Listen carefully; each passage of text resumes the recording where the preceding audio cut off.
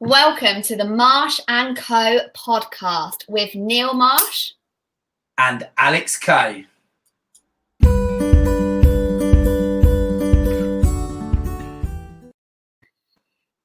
Hi guys, we're really excited to be here on the first Marsh and Coe podcast.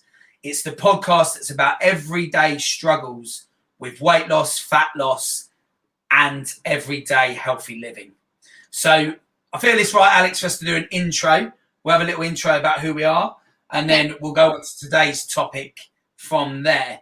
So myself, I'm Neil Marsh. I started working in the fitness career back in 2007. Level 3 PT, BSc honours degree in sport and exercise science, and GP exercise referral specialist. I would say my favourite type of training, Alex, is most probably going to go for weight training and resistance training when it comes to losing weight and keeping myself in check, but particularly enjoy running as well. What about you? So I started in the industry in 2018. I'm a qualified level 3 PT and also specialise in GP exercise referral and pre and postnatal. My favourite fat loss method is probably resistance training, but I do love a HIIT as well. So a bit of a mixture. Excellent. Brilliant. So you can see that we've got lots of similarities and we've got lots of differences. We met about 8 years ago, Alex, was it? Yeah, about that. Yeah. And I was, correct me if I'm wrong, but I was the gym instructor at the gym that you attended. Yes, correct. And you participated in lots of classes. I remember spin, core work as well. Circuits. Funny thing is, right now you'd smash me with core. Back then I was in charge, but you'd definitely smash me with core now. No. Not that it's a competition, obviously. But, yeah, so cool. So today's podcast is we're going to talk about our own fitness struggles that myself and Alex have had, and we're going to try and discuss in depth why we're just normal people as well. What do you think, Alex? There's a big stereotype in the industry about PTs being this perfect model and whatever. Yeah, everyone just thinks that they're a machine, don't they? Yeah. So it's good to know that we are normal people and show that to everyone. And I think you and I would say we can tell that truthfully, that we're not all like that. Yeah, absolutely. Yeah. Yeah, no, cool. So what do you want to do, Alex? Do you want to ask me some questions first, or should we go through you first? What do you want to do? You ask me first. Yeah, I'll ask you some questions first. I've got some notes written down that I want to ask you and go into detail with as well. So let's get started. Yeah? Yeah, I've got some for you as well. So, let's go for it. Fire away, anything you want. Perfect. Okay. So you had a really successful youth football career. And when it started to go downhill, you then decided to go to university to study in sports exercise science. So what happened when you went to university? So, like most young male footballers from the 90s, we wanted to be a footballer. I thought it was going to be Peter Schmeichel or someone like that. I was a goalkeeper and I thought it would be, that's where I was going to go. And it was going successful. I was playing for what is two sort of minor non-league clubs here in the Cambridge area through the early part. And that was all sort of up and coming anyway. And then I was being watched by Cambridge United regularly and also training under a goalkeeper coach who was doing a bit of a wider kind of caption of the Cambridgeshire area, looking for youth goalkeepers. The fact that two of them are now in the Premier League shows that the coach that we worked under was very successful. And I would say it was going well for me. I was singled out. I was put into various residential courses where I was kind of learning to be technically correct as a goalkeeper. But then I just didn't grow. And there's something with goalkeeping that means you've got to be kind of 6 foot to take part. You haven't, but in general, there's not been many goalkeepers in professional football in the modern era that have been shorter than 6 foot. And unfortunately, my time came where it was time to go into kind of academy level and scholarship, and it didn't happen for me. And I was pretty much told straight that I was too short and I wasn't going to be able to make it as a goalkeeper at a very high level. So I'd been training really hard, been training at that kind of elite level for a kid anyway. You know, I was training with the teams that I was representing at county and sort of centre of excellence level up until 16, as well as doing specialised kind of those goalkeeping sessions I mentioned. And I was training 3 or 4 times a week, and I was in it. I was committed. I was always told I had a great attitude towards training. And I headed off to university, and university has always been, for a lot of people, about the sports teams or the clubs. And I got involved, as you would, and I went to do sport and exercise science. I was really into sports science, and I thought, right, I can go and I can make a career of myself on the back benches in football or in sport. So I went and took part and got into the university football team and ended up playing in the 4th team, but then creeped my way up that first season, ended up playing 2 games in the first team, sort of hanging around the 2nd team. And training was taken pretty seriously. And then I was away from home. And then it all started to go to pot. And that was all down to things that were really nothing to do with sport or football, but it started a long kind of cascade of events. So it sort of all centered around emotional eating, really. So around the Christmas time, or just after Christmas of the first year of university, my nan passed away. And I kind of dropped out of the serious training sessions, didn't take things too seriously, found it really hard to cope with, especially being away from home. Yeah. So then I was in that position where I just felt I couldn't bring myself to get the motivation to train. But then there was a pizza place on campus, and I was just eating and eating and eating. And I was away from home as well in that first term prior to Christmas. And it's like everything was taken off. So I was off the lead. I wasn't living under parents' house anymore. And, you know, things like that started to kick in. So I guess things started to change for me, especially around food. So how did you feel about emotion? Lead up to it and during it, and also afterwards. What do you mean? Like, how did it make me feel? How did it make you feel? Yeah. So, like when you were doing it. So when I was doing it, I would find I couldn't quite work out at that point what was going on, but the story developed, and it was a long period, sort of over a 5-year period, where things started to really change for me. And what I found is that food would be the thing that I would soothe myself with. So people have like love to drink alcohol when they're stressed, or you know, they might do certain things when they're stressed. For me, it was very much go to food. Mm-hmm. And when I felt that loss in that first year, I didn't really understand why I was eating. But when I was eating, it made me feel, it soothed the pain briefly. And it was really quite a difficult thing to deal with. But then if we fast forward to sort of the last year of my university, which actually happened to be 5 years later from when I started, because I had a 2-year gap between year 1 and 3, things really started to change in year 3, and I started to understand. Well, I didn't understand, but things started to happen. And it became quite emotional at that point. So what was your turning point? How did you overcome it or get out of it?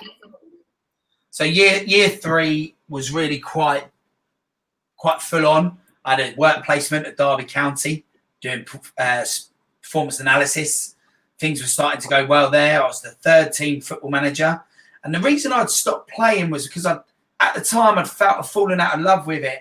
I couldn't quite work it out, but I'll get to that in a minute, because very recently, and I know on other platforms you and I have done something similar to this, but since then I've actually realised some more things around this. So if I answer the question directly, the turning point was on my graduation day, which was one of the most surreal moments.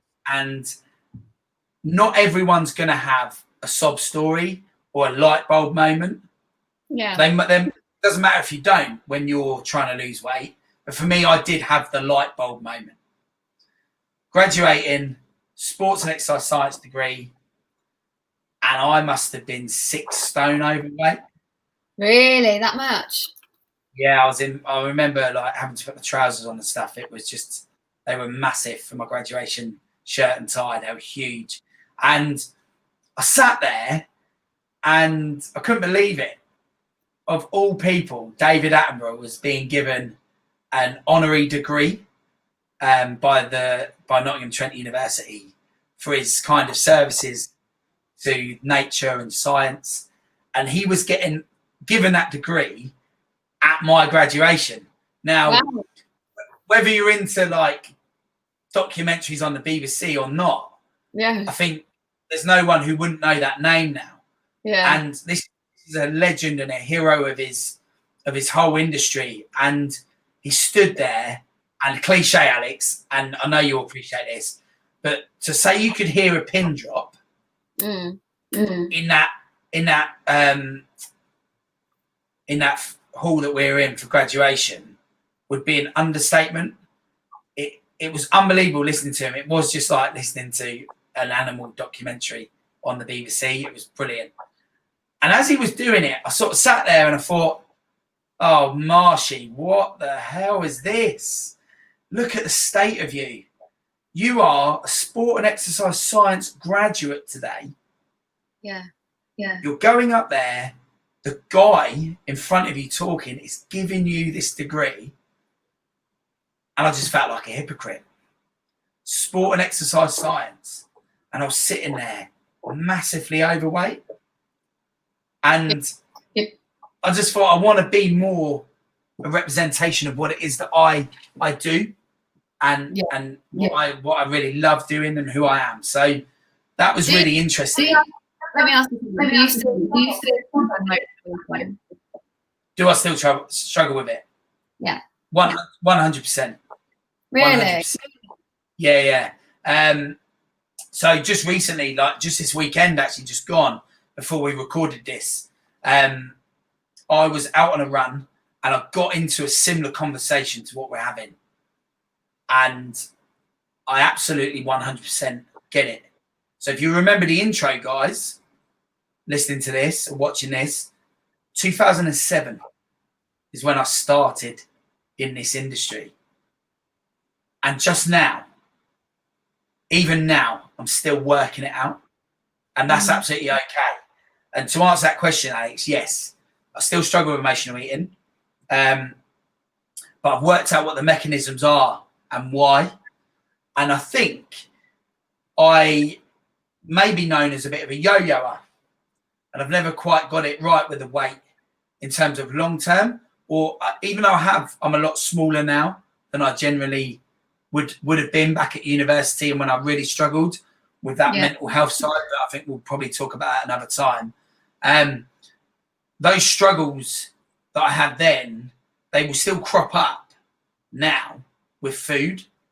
And what I realise is when football career, I was that serious about it and the training was that full on and that intense from week to week, that when that sort of had exited my life, I couldn't find satisfaction in anything apart from in recent years with my running.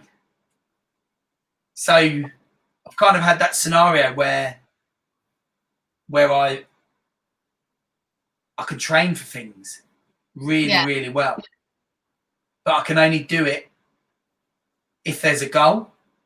Yeah. So for me, you asked, do I have emotional eating still? Yeah, 100%. I can have a binge, and I get really lost in a binge sometimes.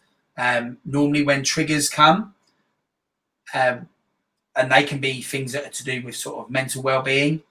And I know we want to talk about that on a separate podcast, but very much mental well-being is when a binge can come for me, and I kind of find that solace in that. I find that in that food, in that moment, and it just really is quite difficult. So yeah, I do struggle, but what I realise now is the level of seriousness that I used to take football.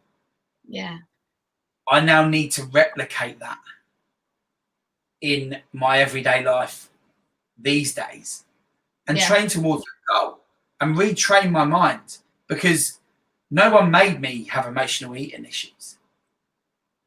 The way I reacted to situations made me have that. Yeah, absolutely. That's all based around death and loss. And I just felt like everyone was leaving.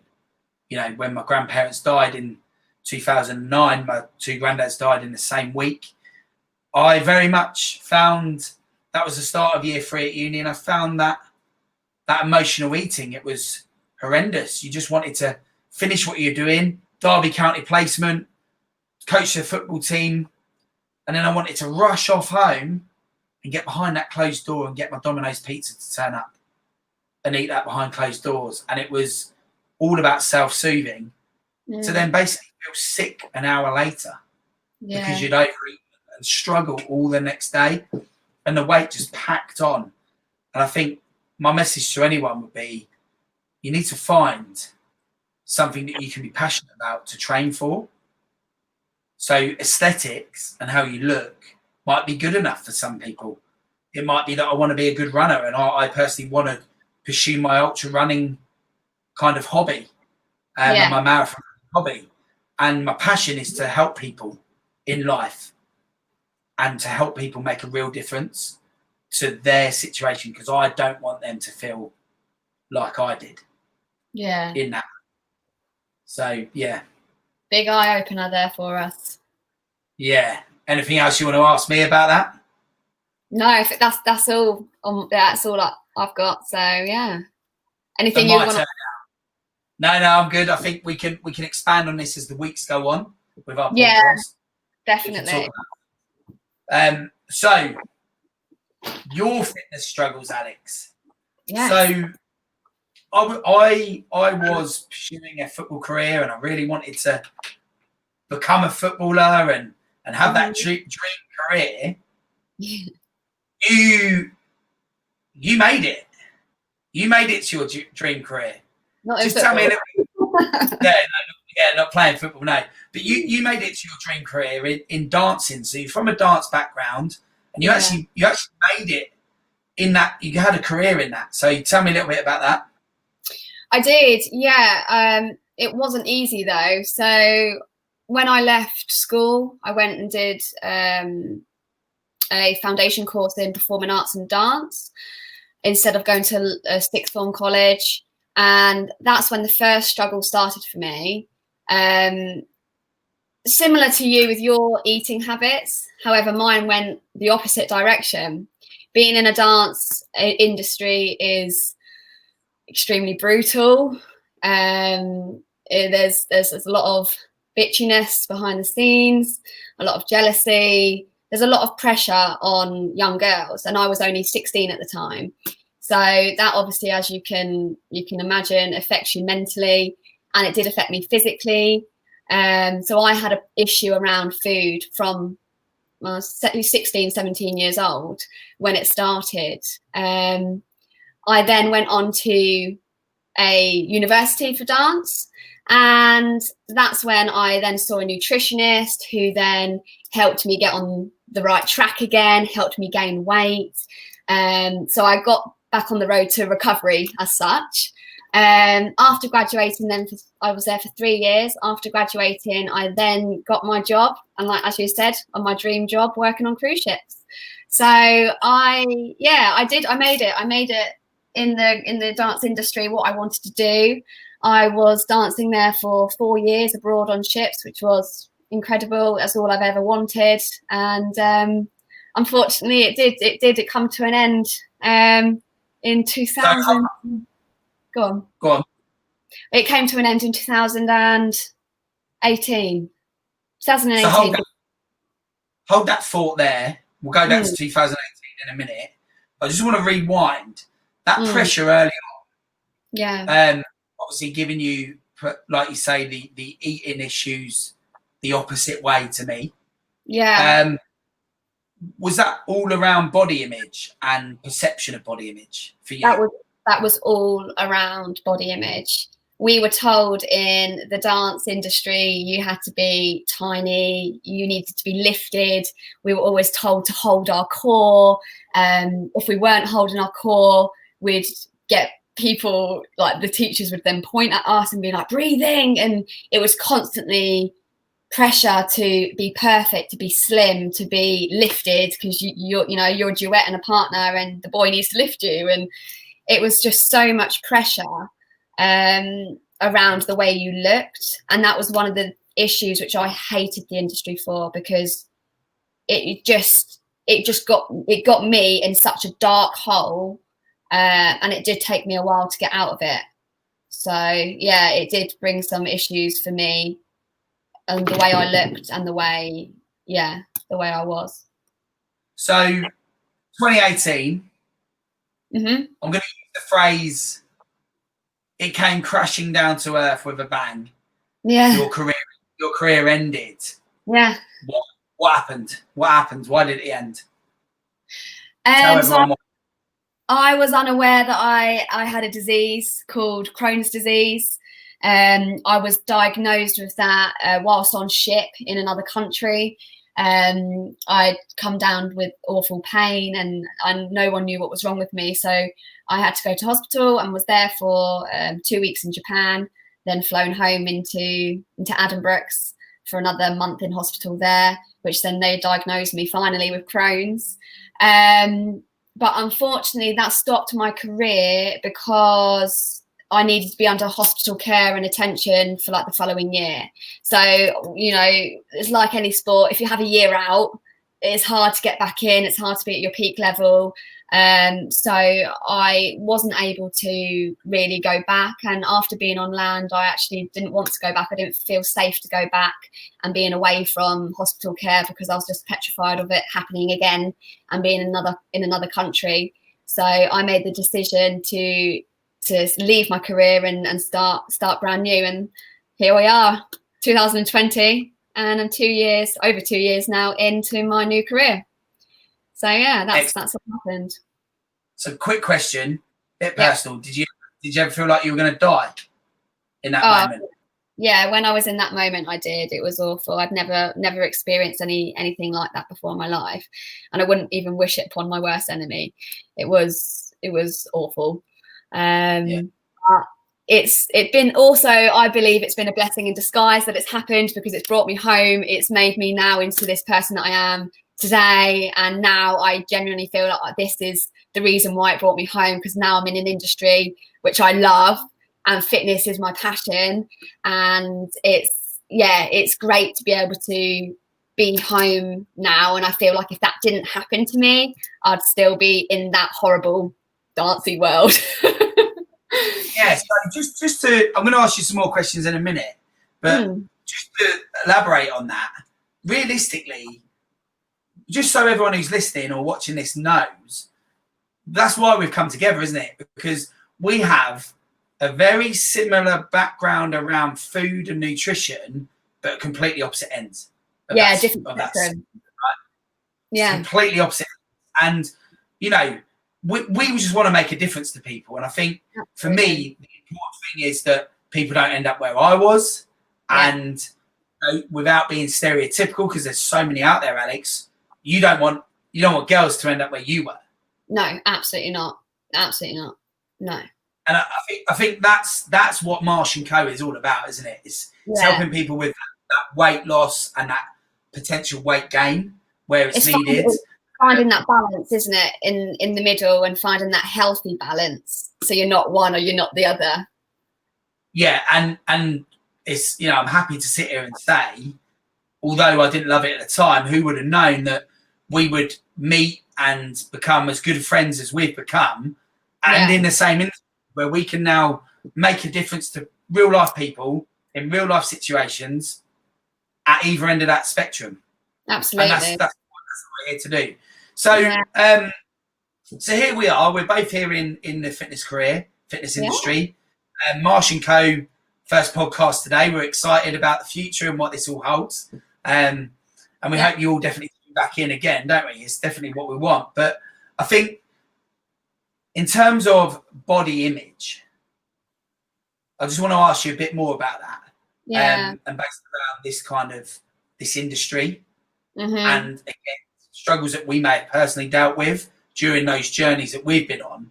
But once upon a time, you were one of these sellers of a product that claimed to get all your fruit and veg in a little capsule. Yeah. And it's not so much around these days, that particular brand, but no, you were like an endorser of that. What would you say to anyone now, Alex, who was going to take on a product like that to help them lose weight or to assist in their weight loss? So with that particular brand, I don't feel like I don't want to slate anything, but regarding weight loss products, there are no quick fixes. So whatever brand it is, if it's a pill that's going to lose 10 pounds of fat within 3 weeks, whatever it is, or a shake, it's not going to be sustainable. The only way you're going to get these results is going to be real food, nutrition and exercise, and it's going to be healthy and maintainable. Otherwise, it's just going to pile back on straight away. It's going to be, you'll lose it quick. Yes, of course you are, but you're going to be starving yourself in the meantime of doing that, going into a big calorie deficit. So obviously you're going to lose weight, but however, we'll just come back on, pile on and more, because your body will be in starvation mode. So I just think with products like that, if you're going to be wanting to lose weight, steer clear. Don't go to them for that. Regarding other benefits they may have, do your research. They could help you in other aspects, different pills or whatever there are around. But for weight loss specifically, the only way you're going to get results is nutrition and exercise. Yeah, so I mean, I came along with you on that journey a little bit. You were my, as they would call it in these things, upline manager. I think my experience is similar to yours. I think there is no quick fix. It's all about real food and nutrition. And my honest opinion, Alex, is those people that get really good results on those products when it comes to weight loss and fat loss, it's because of the really good diet and nutrition that they eat. It's because they give them a good nutrition plan as well, and so tell them to do exercise as well. So obviously you're going to get fantastic results. The £50 a month product, really, it's almost like the science behind it and the studies is limited, if not been paid for by certain endorsements. But that's all, there's a lot of conspiracy around that. But I think for me, that when I use the word diet, by the way, I don't mean like a diet. I mean like diet as in the diet that you eat. Yeah. For me, I think it's that food, it's that good quality food that makes a difference. Absolutely. So whole food. And the exercise. So I think that's really important. But yeah, so I think for us, we're here to show that, and hopefully this podcast will act as a source of information for people to come and listen to us. We're thinking that in series 1, we're going to do every other week. So we're going to have lots of different topics, but we just wanted to give you a bit of an insight today on what it was we've struggled with, and that we're not just these superhumans that people think we might be, Alex. I mean, any last thoughts on that? No, absolutely not. I think it's really, really important for people to know where we've come from and our background behind us. To know that we're approachable and to talk to as well. Anyone can talk to us regarding our history, because they may be suffering with the same thing. And it's nice to be able to know that both of us, me and you, have very similar, but like you said, different ends of the spectrum. So we are approachable for anyone. Yeah, absolutely. So on that note, we'll wrap it up for today. We hope you've enjoyed listening or watching this, and we're excited. We want to pay forward what we've learned. We want to give you as much information as we can, because we don't want you to feel how we did in those particular scenarios. Make sure you follow our YouTube channel, Marsh and Coe. Make sure you follow us on Instagram and Facebook, all the same. And until next time, we'll see you soon. Take care.